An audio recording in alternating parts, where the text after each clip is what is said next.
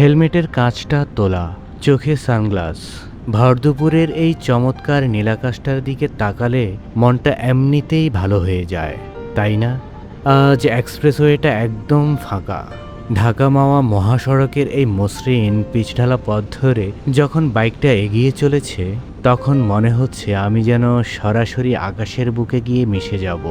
মাথার উপর কি সুন্দর পেঁজা তুলোর মতো সাদা সাদা মেঘ।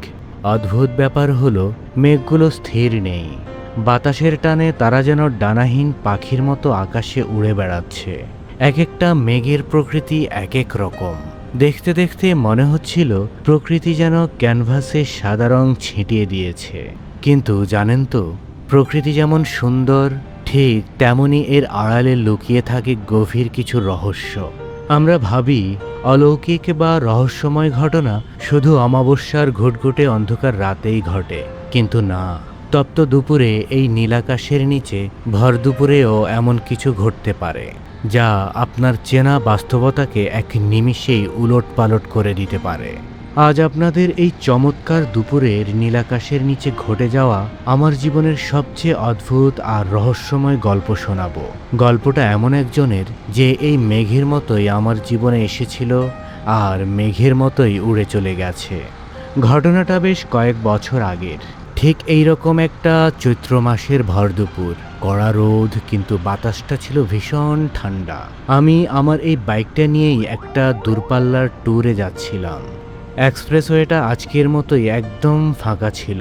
দূরে দু একটা লরি ছাড়া আর কোনো গাড়ি ছিল না। চলতে চলতে হঠাৎ আমার নজরে এলো রাস্তার ঠিক মাঝখানের ডিভাইডারের উপর একটা মেয়ে বসে আছে। এই কাঠফাটা রোদে, জনমানবহীন হাইওয়ে ডিভাইডারে একটা মেয়ে একা বসে আছে। দৃশ্যটা খুবই বেমানান ছিল। মেয়েটার পরনে ছিল একদম আকাশি নীল রঙের একটা থ্রি পিস। দূর থেকে মনে হচ্ছিল সে যেন আকাশের একটা অংশ। আমি কৌতূহল আর কিছুটা সাহায্য করার মানসিকতা নিয়ে বাইকটার স্পিড কমিয়ে তার কাছাকাছি গেলাম। বাইকটা থামিয়ে বললাম, এখানে রোদের মধ্যে বসে আছেন কেন? কোনো সমস্যা? মেয়েটি মুখ তুলল।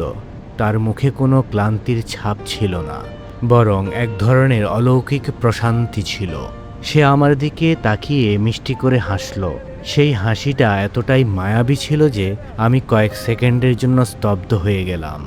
সে বলল, আমি অনেক দূর যাব, কিন্তু কোনো গাড়ি পাচ্ছি না। আমাকে একটু সামনে এগিয়ে দেবেন? আমি একটু ইতস্ত করলাম, কারণ জায়গাটা একদম নির্জন। কিন্তু তার সেই সরল চোখ দুটো দেখে আমি না বলতে পারলাম না। বললাম, ঠিক আছে, বসুন। সে বাইকের পেছনে এসে বসলো। সে পেছনে বসার সাথে সাথেই আমার মনে হলো চারপাশের তাপমাত্রা যেন হঠাৎ করেই কয়েক ডিগ্রি কমে গেল। দুপুরের সেই তীব্র গরম রোদটা যেন আর গায়ে লাগছিল না। এত অদ্ভুত শীতল অনুভূতি আমার পুরো শরীরে ছড়িয়ে পড়ল।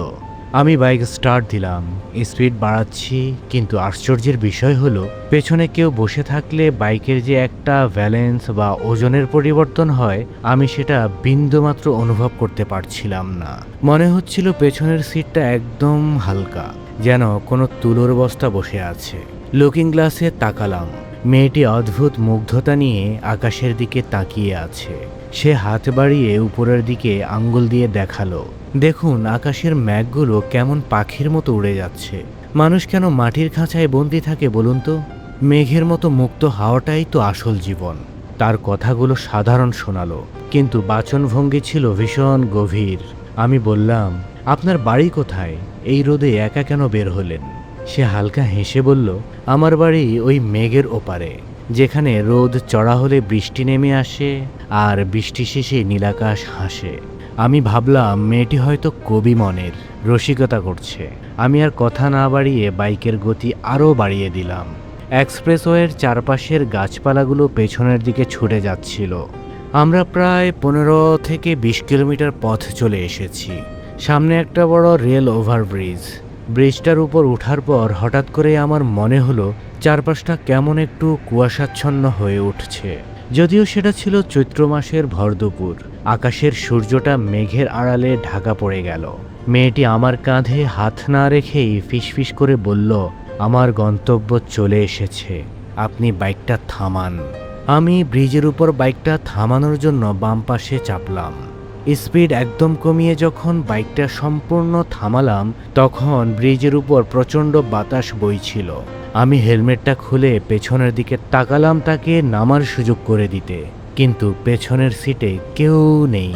আমার চোখের পলকে চলন্ত বাইক থেকে একটা মানুষ কিভাবে হাওয়া হয়ে যেতে পারে?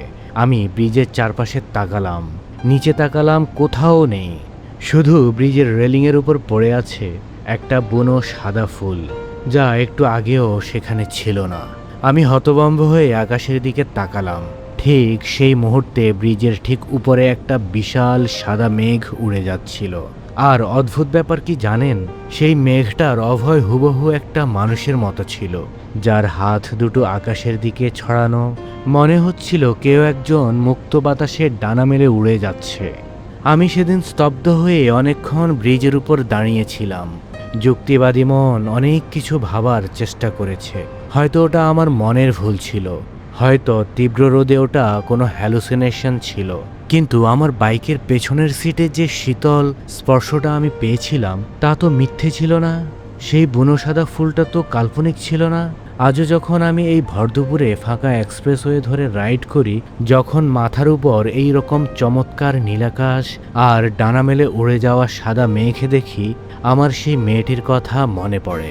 প্রকৃতি মাঝে মাঝে আমাদের চেনা নিয়মের বাইরে গিয়ে কিছু রূপকথা চোখের সামনে এনে দাঁড় করায়। আমরা হয়তো সেগুলোকে অলৌকিক বলি, কিংবা বলি মনের ভুল। কিন্তু বিশ্বাস করুন, এই ব্যস্ত পৃথিবীর বাইরেও একটা সুন্দর জগৎ আছে, যা কেবল মুক্ত মনের মানুষরাই দেখতে পায়। আপনারা যারা আজ আমার সাথে এই রাইডে আছেন, তাদের বলবো, মাঝে মাঝে যান্ত্রিক জীবন থেকে ছুটি নিয়ে আকাশের দিকে তাকাবেন, উড়ে যাওয়া সাদা মেঘের দিকে তাকাবেন। কে জানে, হয়তো কোনো এক মেঘবালিকা আপনার অজান্তেই আপনার পেছনের সিটে এসে বসে পড়বে, আপনাকে স্বাধীনতার গল্প শোনাতে। সবাই সাবধানে রাইড করবেন, প্রকৃতিকে ভালোবাসুন, নিরাপদে ঘরে ফিরুন এবং অতিরিক্ত হর্ন বাজানো থেকে বিরত থাকুন। সবাইকে ধন্যবাদ।